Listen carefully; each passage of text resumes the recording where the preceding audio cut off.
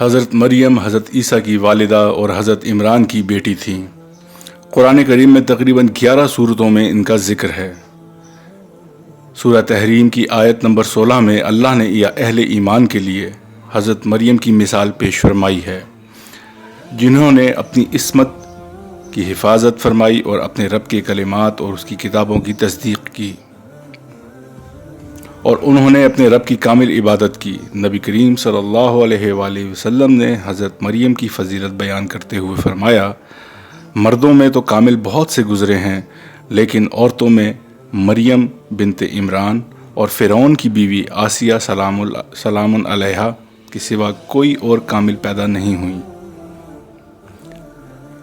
اور عائشہ کی فضیلت تمام عورتوں پر ایسی ہی ہے جیسے سریت کو تمام کھانوں پر فضیلت ہے۔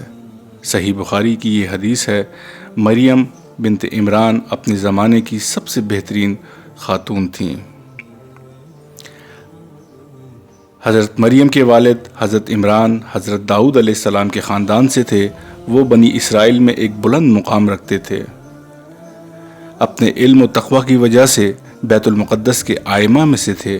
حضرت مریم علیہ السلام کی والدہ حنہ نہایت متقی اور پرہیزگار خاتون تھیں۔ حضرت عمران اور حضرت حنہ ایک طویل عرصے سے بے اولاد تھے۔ حضرت حنہ نے اللہ سے نظر مانی کہ اگر اللہ انہیں اولاد عطا فرمائے تو وہ اپنی اولاد کو بیت المقدس کی خدمت کے لیے وقف فرما دیں گے۔ اللہ نے ان کی یہ دعا قبول فرمائی۔ کچھ عرصہ بعد حضرت حنہ کے گھر ایک بیٹی کی ولادت ہوئی، جن کا نام انہوں نے مریم یعنی عبادت کرنے والی رکھا۔ حضرت حنہ کو امید تھی کہ ان کے ہاں بیٹا ہوگا، وہ اسے بیت المقدس کی خدمت کے لیے وقف کر دیں گی۔ بیٹی ہونے پر انہوں نے اللہ سے دعا مانگی کہ میں اسے اور اس کی اولاد کو اے اللہ آپ کی پناہ میں دیتی ہوں۔ شیطان مردود سے اللہ نے ان کی یہ دعا بھی قبول فرمائی۔ نبی کریم صلی اللہ علیہ وآلہ وسلم نے فرمایا، جب بھی کوئی بچہ پیدا ہوتا ہے تو شیطان اسے ضرور چھوتا ہے، جس سے وہ چیختا ہے، سوائے حضرت مریم اور ان کے بیٹے حضرت عیسیٰ علیہ السلام کے۔ گویا حضرت حنہ کی دعا کی وجہ سے حضرت مریم اور حضرت عیسیٰ شیطان کے چھونے سے محفوظ رہے۔ حضرت حنہ نے اپنی نظر کو پورا کرتے ہوئے اپنی بیٹی حضرت مریم کو بیت المقدس کی خدمت کے لیے وقف فرما دیا۔ یہ پہلا موقع تھا کہ کسی لڑکی کو بیت المقدس کے لیے وقف کیا گیا ہو۔ حضرت مریم کی پیدائش سے پہلے ہی آپ کے والد حضرت عمران کا انتقال ہو چکا تھا، جو کہ بیت المقدس کے امام تھے۔ حضرت حنہ نے جب اپنی بیٹی حضرت مریم کو بیت المقدس کی خدمت کے لیے وقف فرمایا تو بیت المقدس کے تمام ائمہ کی یہ خواہش ہوئی کہ حضرت مریم کی کفالت کی سعادت صرف اسے ہی حاصل ہو۔ چنانچہ ان ائمہ کے درمیان قرعہ اندازی کی گئی اور قرعہ اندازی حضرت زکریہ علیہ السلام کے نام نکلی، جو کہ اللہ کے نبی اور حضرت مریم کے خالو بھی تھے۔ اس طرح حضرت مریم حضرت زکریہ کی کفالت میں بیت المقدس کے بہترین ماحول میں ظاہری اور باطنی اعتبار سے تیزی سے پرورش پانے لگیں۔ حضرت مریم نہایت پرہیزگار اور عبادت گزار تھیں۔ حضرت زکریہ علیہ السلام جب بھی ان کے حجرے میں ان کے پاس جاتے تو کھانے پینے کا کچھ سامان اور بے موسم کے پھل پاتے، تو وہ ان سے پوچھتے، اے مریم تمہارے پاس یہ کہاں سے آئے ہیں؟ تو حضرت مریم علیہ السلام جواب دیتی، یہ اللہ کے پاس سے ہیں، اور اللہ جسے چاہتا ہے بے شمار رزق عطا فرماتا ہے۔ حضرت زکریہ کو خیال آیا کہ جو اللہ حضرت مریم کو بے موسم کے پھل عطا فرما سکتا ہے، وہ مجھے بھی اولاد عطا فرما سکتا ہے۔ چنانچہ حضرت زکریہ نے اسی جگہ اللہ سے دعا کی اور اللہ نے حضرت یحییٰ کی صورت میں ان کی دعا قبول فرمائی۔ حضرت مریم اپنے گھر والوں سے علیحدہ ہو کر بیت المقدس کی ایک مشرقی جانب اللہ کی عبادت کے لیے بیٹھ گئیں اور پردہ ڈال لیا۔ حضرت مریم انتہائی پرہیزگار، عبادت گزار اور نیک خاتون تھیں۔ اللہ نے ان کا امتحان فرمایا اور حضرت جبریل علیہ السلام کو ایک خوبصورت انسان کی شکل میں بھیجا۔ حضرت مریم نے تنہائی میں جب ایک اچانک مرد کو دیکھا تو خوف زدہ ہو گئیں اور کہنے لگیں کہ میں تم سے رحمان کی پناہ مانگتی ہوں، اگر تم اس رحمان سے ڈرنے والے ہو۔ حضرت جبریل نے ان کا خوف دور کرتے ہوئے کہا، میں اللہ کی طرف سے بھیجا ہوا فرشتہ ہوں، اس لیے آپ مجھ سے نہ ڈریں۔ حضرت جبریل نے خوشخبری دی کہ اللہ نے مجھے اس لیے بھیجا ہے کہ میں آپ کو پاکیزہ لڑکا عطا کروں۔ گویا حضرت عیسیٰ علیہ السلام کی معجزانہ ولادت ہوئی۔ حضرت جبریل کی زبان سے بیٹے کی خوشخبری سن کر حضرت مریم کو تعجب ہوا کہ ان کے ہاں بیٹا کیسے پیدا ہو سکتا ہے، کیونکہ نہ تو انہوں نے شادی کی ہے اور نہ ہی انہوں نے کوئی برائی کی ہے۔ حضرت جبریل علیہ السلام نے انہیں تسلی دیتے ہوئے فرمایا کہ ایسا ہی ہوگا، اللہ کے لیے یہ بہت آسان ہے۔ اللہ نے حضرت آدم علیہ السلام کو بغیر مرد اور عورت کے پیدا فرمایا، حضرت حوا کو صرف مرد سے پیدا فرمایا اور حضرت عیسیٰ کو صرف عورت سے پیدا فرمایا۔ باقی تمام انسانوں کو مرد اور عورت سے پیدا فرمایا۔ یہ اس لیے کہ اللہ جیسا چاہتا ہے ویسی ہی تخلیق کرتا ہے۔ حضرت جبریل نے فرمایا، آپ کے ہاں بچے کا پیدا ہونا ایک طے شدہ بات ہے۔ یہ بچہ اللہ کی طرف سے ایک نشانی اور لوگوں کے لیے رحمت کا ذریعہ ہے۔ یہ جواب سن کر حضرت مریم بالکل مطمئن ہو گئیں۔ حضرت جبریل نے اللہ کے حکم سے پھونک ماری جس سے وہ حاملہ ہوئیں۔ حضرت مریم کی بہت بڑی آزمائش تھی۔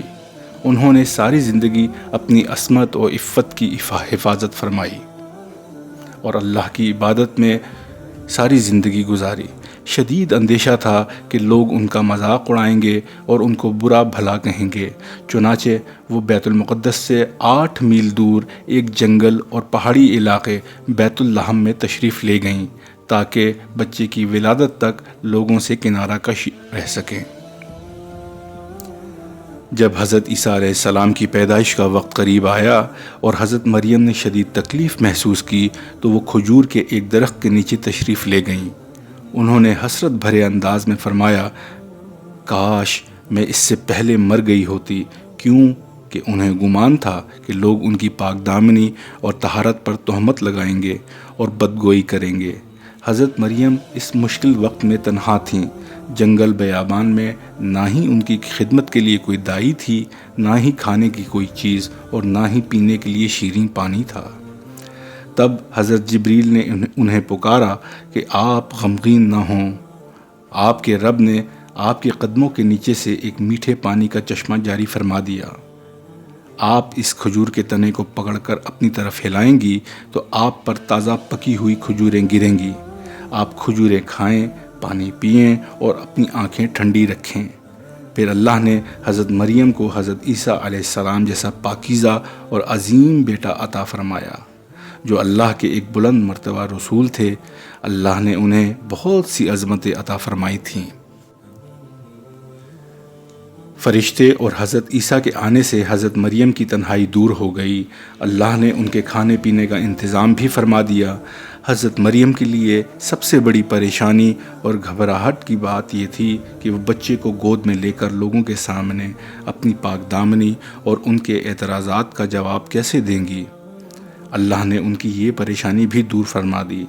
حضرت جبریل علیہ السلام نے ان سے فرمایا، جب لوگ آپ سے سوال کریں تو آپ انہیں اشارے سے بتا دیں کہ میں نے رحمان کے لیے چپ رہنے کی روزے کی نظر مان رکھی ہے، لہٰذا میں آج ہرگز کسی انسان سے بات نہیں کروں گی۔